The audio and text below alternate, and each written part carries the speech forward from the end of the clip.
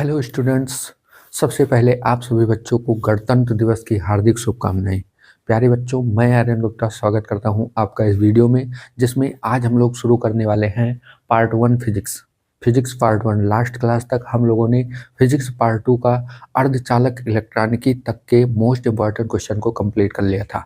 तो आज की इस क्लास में हम लोग शुरू करने वाले हैं फिजिक्स पार्ट 1, यानी आज से हमारा शुरू होगा भौतिक विज्ञान भाग 1 जो है उसके मोस्ट इंपॉर्टेंट क्वेश्चन हम लोग शुरू करने वाले हैं। प्यारे बच्चों, ये क्वेश्चन ऐसे हैं जो आपके बोर्ड परीक्षा में 2016 से लेकर 2024 तक जितने भी मोस्ट इंपॉर्टेंट क्वेश्चन है जो आपकी बोर्ड परीक्षा में पूछे गए हैं, या हम कहें जो आपके PYQs हैं, उन सब को लेकर हम आपकी क्लास में लेकर आने वाले हैं। जो मोस्ट इंपॉर्टेंट क्वेश्चन है उन्हीं को हम यहाँ पर बताएंगे और आप लोगों की कंप्लीट फिजिक्स की तैयारी करवाएंगे। फिजिक्स सेकंड पार्ट हम लोग खत्म कर चुके हैं और फिजिक्स फर्स्ट पार्ट की आज फर्स्ट लेसन की शुरुआत कर रहे हैं। ठीक है, तो प्यारे बच्चों, वीडियो बहुत ही इंपॉर्टेंट होने वाली है आपके इस चैनल पर, क्योंकि यहाँ पर फिजिक्स की आपकी कंप्लीट तैयारी करवाई जाएगी। वीडियो देखने के बाद अगर कोई प्रॉब्लम होती है तो आप मतलब जो है वीडियो के नीचे कमेंट करके हमें बता सकते हैं कि हाँ, यहाँ समझ में नहीं आया या कोई भी दिक्कत है वीडियो से रिलेटेड, तो आप उसे कमेंट करके नीचे बता सकते हैं। और वीडियो का PDF अगर आप लोग लेना चाहते हैं तो बिल्कुल फ्री मिलेगा आपको PDF।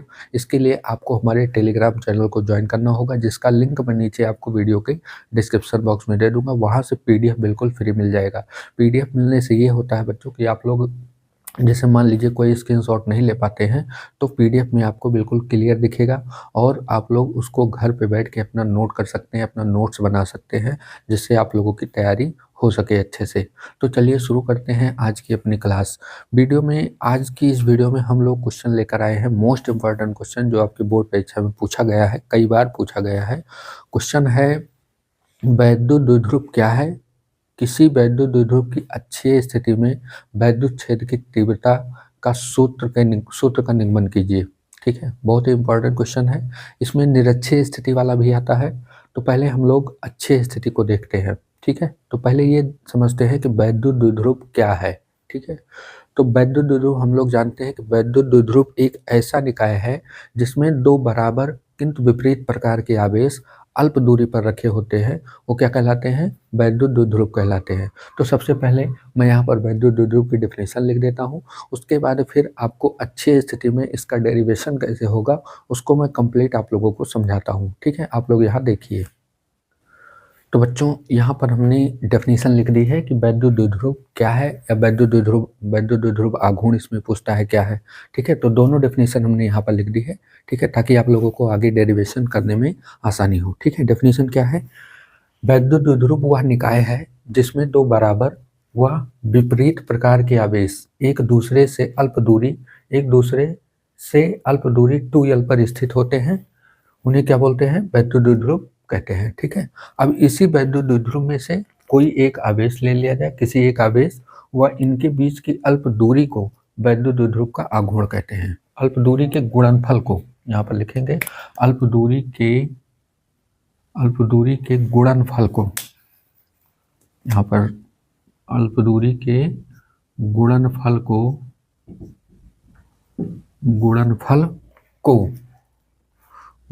को वैद्युत द्विध्रुव का आघूर्ण कहते हैं। ठीक है, इनमें से कोई एक आवेश ले लिया जाए और इनके बीच की दूरी जो 2l है, इन दोनों का गुणनफल अगर करा दिया जाए तो ये वैद्युत द्विध्रुव आघूर्ण वेक्टर P के बराबर होता है। ठीक है ना, इसे हम वेक्टर P से प्रदर्शित करते हैं।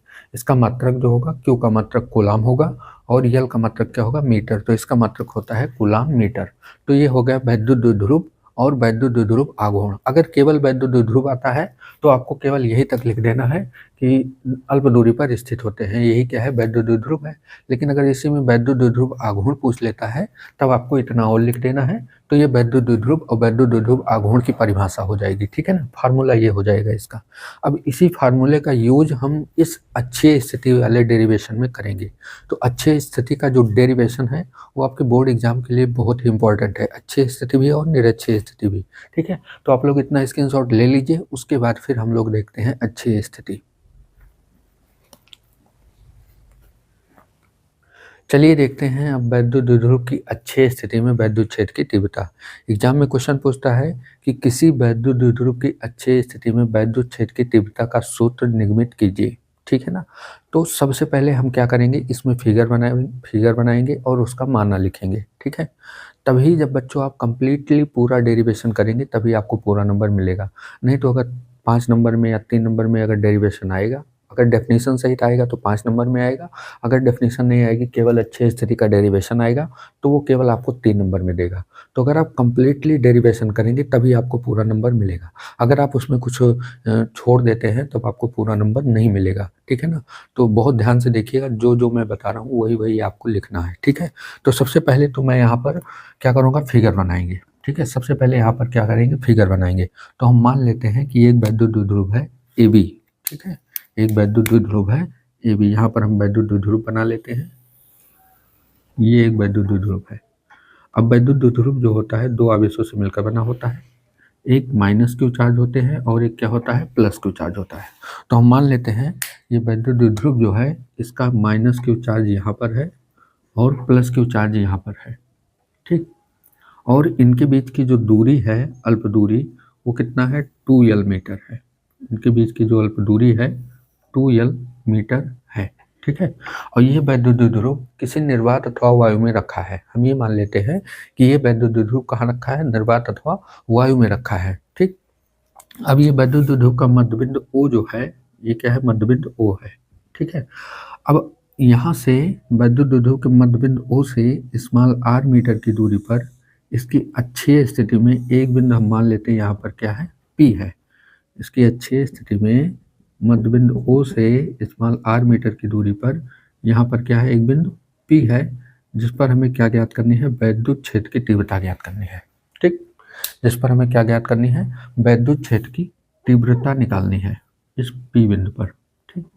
तो माना में आपको यही इतना लिखना है। क्या लिखेंगे आप लोग कि माना एक वैद्युत द्विध्रुव ए बी है, इसका नाम दे देंगे ए और बी, ए और बी।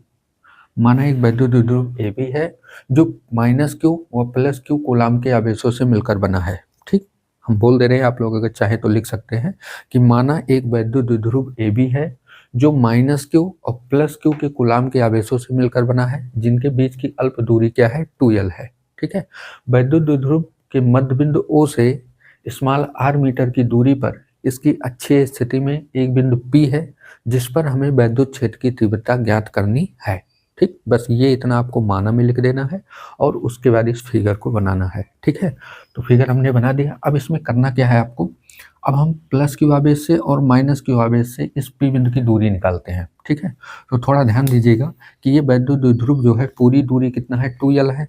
तो ये दूरी जो है, अगर ये मध्य बिंदु O है तो इधर ये दूरी l हो जाएगी और इधर ये इतनी दूरी भी l हो जाएगी, ठीक है ना।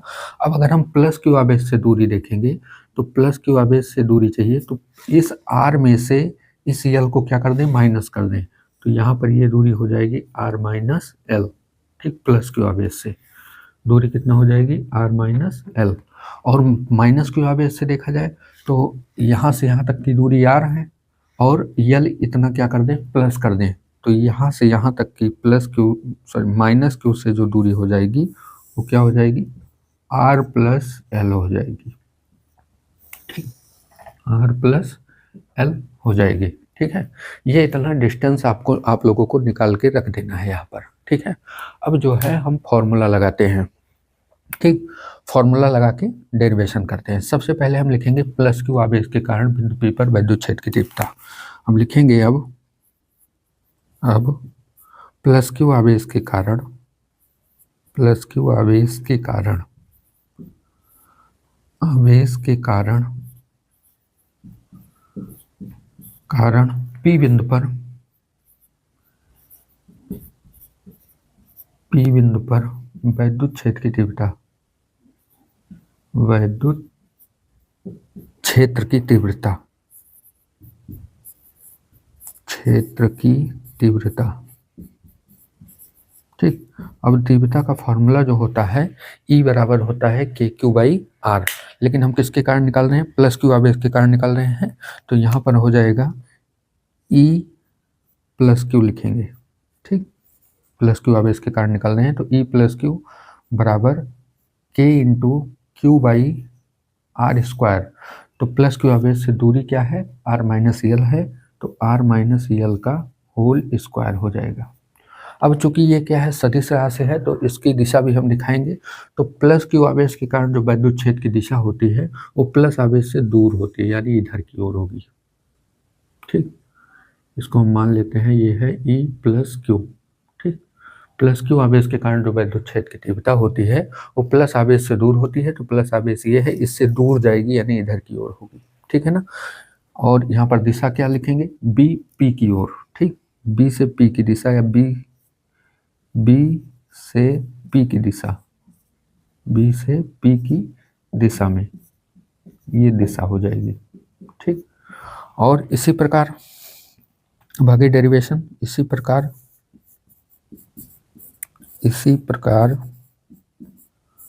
माइनस क्यू आवेश के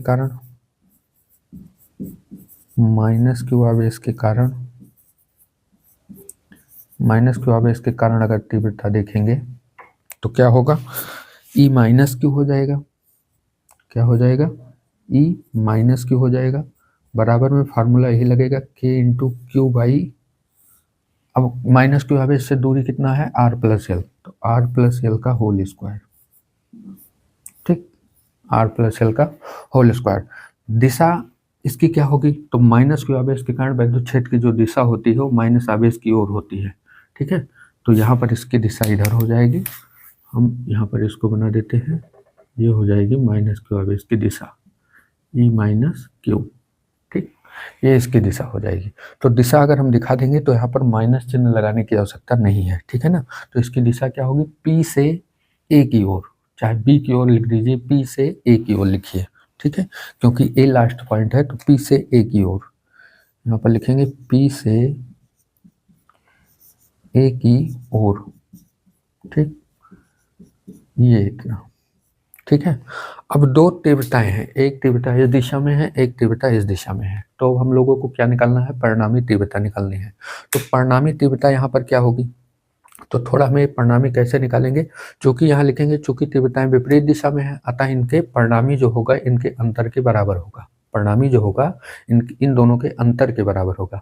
लेकिन किसमें से किसको माइनस करेंगे ये देखने के लिए देखिए, यहाँ पर पहले यहाँ पर लिख देते हैं, यहाँ पर लाइन डालते हैं, यहाँ पर लिखते हैं, चूंकि E प्लस क्यू व E minus Q, E plus Q व E माइनस क्यू परस्पर विपरीत दिशाओं में है, परस्पर विपरीत दिशाओं में है, विपरीत दिशाओं में है। ठीक, परस्पर कैसे है, विपरीत दिशाओं में है, अतः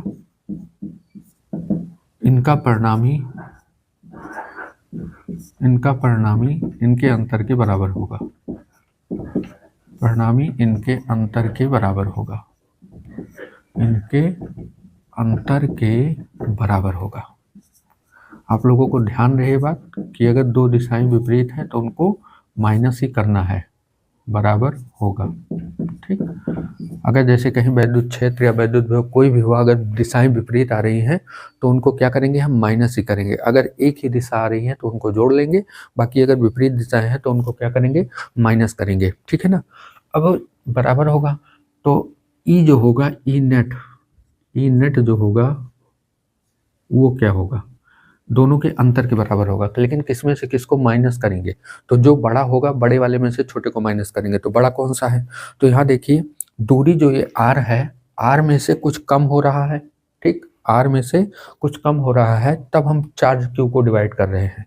तो कम से अगर आवेश को डिवाइड करेंगे तो ज़्यादा आएगा। ठीक, लेकिन यहाँ दूरी में आर में कुछ प्लस हो रहा है, यानी यहाँ नीचे भी ज़्यादा हो गया, और ज़्यादा से आवेश को अगर हम भाग लगाएंगे तो क्या आएगा, कम आएगा।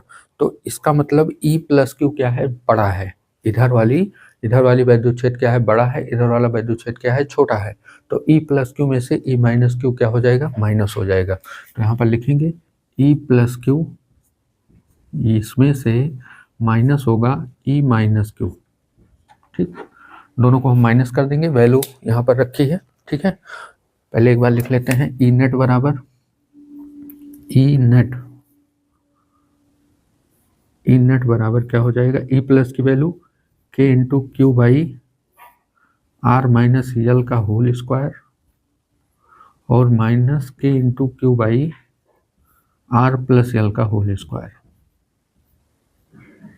ठीक है, अब यहाँ पर कॉमन ले लेते हैं। ठीक है, क्या क्या कॉमन है, के क्यू पूरा कॉमन है, के क्यू को हम कॉमन निकाल लेते हैं। तो ई नेट जो मिलेगा, ई नेट बराबर के क्यू को हम कॉमन ले लिए, अंदर क्या बचेगा 1 बाई आर माइनस यल का होल स्क्वायर और minus 1 by R plus L का होल स्क्वायर। ठीक, यहाँ पे क्रॉस मल्टीप्लाई करवाएंगे तो ई नेट जो होगा वो बराबर होगा के क्यू और इसका इधर मल्टीप्लाई आर प्लस यल का होल स्क्वायर और माइनस इसका इधर मल्टीप्लाई आर माइनस यल का होल स्क्वायर और बटे क्या हो जाएगा इन दोनों का भी मल्टीप्लाई, यानी आर माइनस यल का होल स्क्वायर और आर प्लस यल का होल स्क्वायर। ठीक, अब यहाँ पर हम ब्रैकेट ओपन करेंगे तो ई नेट बराबर होगा, ई नेट बराबर के क्यू, इसको हम ए प्लस बी के होल स्क्वायर से खोलेंगे, इसको हम ए माइनस बी के होल स्क्वायर से खोलेंगे। ठीक है, तो यहाँ हो जाएगा R square plus L square plus 2LR या आर एल कुछ भी लिखिए, ये भी ये खुलेगा लेकिन माइनस से अंदर गुणा हो जाएगा, तो ये हो जाएगा minus R square minus L square और प्लस 2RL। ठीक, और बटे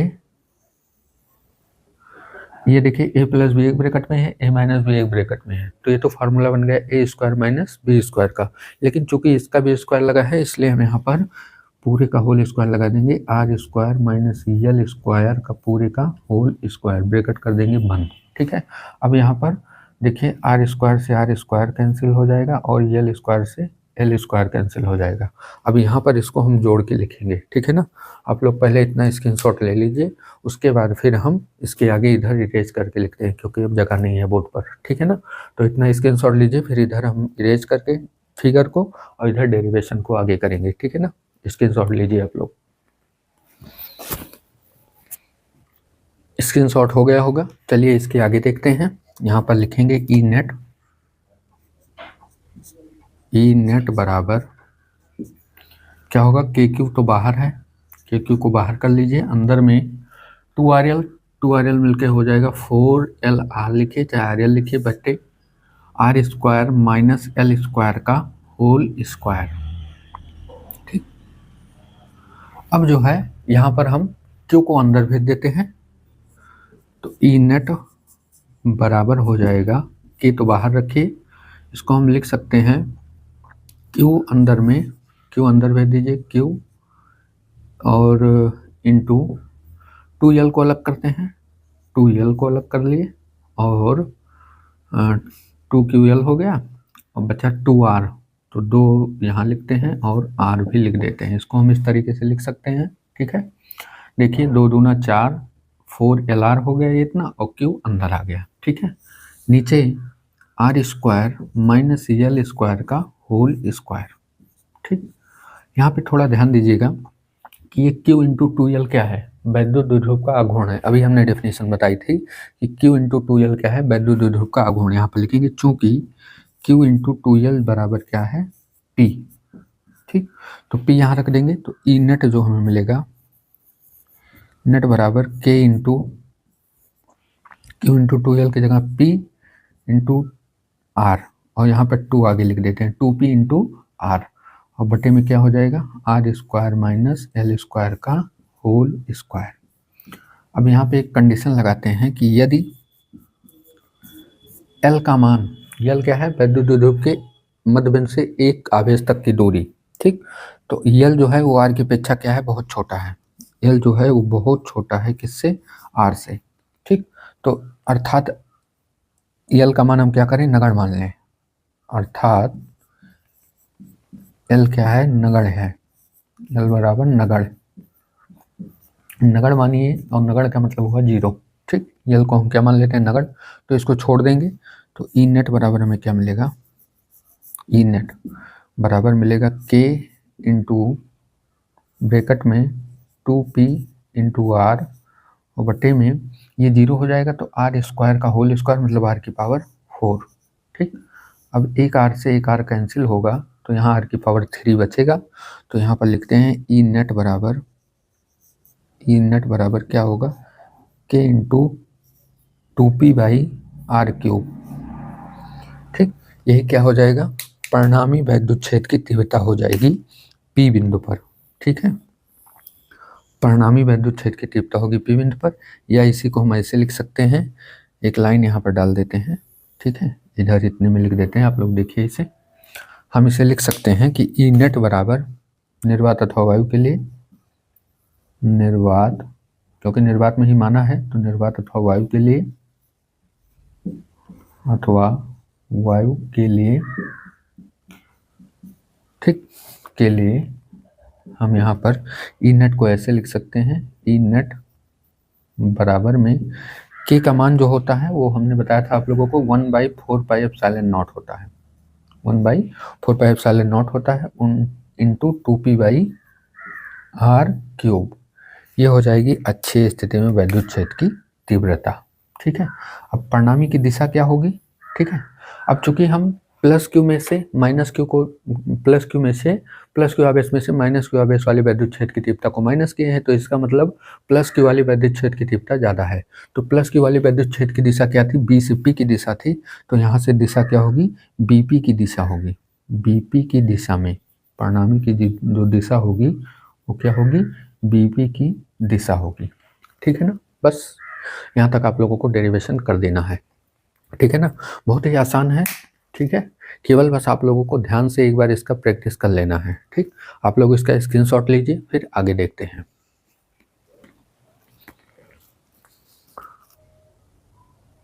स्क्रीनशॉट आप लोगों ने ले लिया होगा। ठीक है, बाकी अगर स्क्रीनशॉट नहीं ले पाए हैं तो इसका पीडीएफ जो है आपको हमारे टेलीग्राम चैनल पर मिल जाएगा, आप लोग वहां से जाके पीडीएफ को डाउनलोड कर लीजिएगा। ठीक है ना, अगर आपने क्लास को पूरी देखी है तो पीडीएफ में भी आपको समझ में आएगा कि हमने कहाँ पर क्या किया है। ठीक है ना, तो पीडीएफ जरूर आप टेलीग्राम चैनल से डाउनलोड कर दीजिएगा और टेलीग्राम चैनल को ज्वाइन भी कर लीजिएगा, क्योंकि मैं अपनी सभी क्लास की पीडीएफ वहीं टेलीग्राम चैनल पर ही देता हूँ। ठीक है, तो प्यारे बच्चों आज के लिए इतना ही रखते हैं। ठीक है, कुछ जल्दी आज हम क्लास ओवर कर रहे हैं। ठीक है, आप लोग एक क्वेश्चन तैयार कर लीजिए, बाकी हम जो है कल इसके लिए कल की क्लास में 2 क्वेश्चन देखेंगे, और उसके बाद मतलब इस लेसन के जितने भी इम्पोर्टेंट क्वेश्चन है उसको हम लोग कल की क्लास में कंप्लीट कर लेंगे। ठीक है, उसके बाद फिर हम लोग अगली क्लास में आगे के क्वेश्चन देखेंगे। केवल मैं यहाँ पर केवल और केवल बोर्ड में आने वाले जो PYQs हैं उन्हीं को सॉल्व कराऊंगा बच्चों, मैं एक तरफ से पढ़ा नहीं रहा हूँ। ठीक है, केवल बोर्ड में आने वाले प्रश्नों को लेकर आपको आपकी तैयारी करवा रहा हूँ। बस आप लोग मेहनत से अपनी तैयारी कीजिए और अच्छा से अच्छा नंबर लेकर आइए। ठीक है ना, तो आज के लिए केवल एक ही क्वेश्चन रखते हैं, बाकी हम लोग आगे की क्लास में देखेंगे। तब तक आप लोग अपनी पढ़ाई करते रहें, मस्त रहें। जय हिंद, वंदे मातरम।